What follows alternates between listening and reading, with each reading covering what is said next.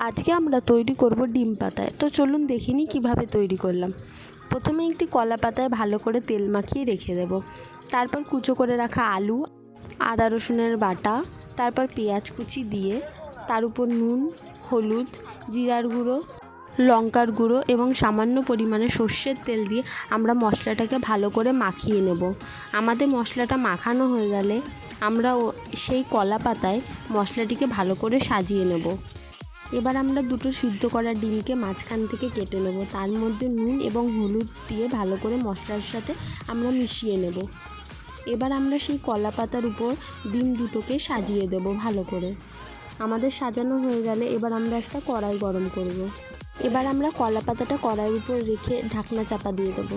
এবার একদম লো হিটে আমরা এটাকে 10 থেকে 15 মিনিটের জন্য রেখে দেব। 10 থেকে 15 মিনিট পর ঢাকনা খুলে আমরা অন্য একটি কলা পাতা দিয়ে উল্টে নেব। আমাদের উল্টানো হয়ে গেলে আমরা উপর থেকে ধনেপাতা দিয়ে আবার ওই পিঠটা কড়াইয়ের মধ্যে বসিয়ে দেব। আবার আমরা 10 থেকে 15 মিনিটের জন্য ঢাকনা চাপা দিয়ে দেব।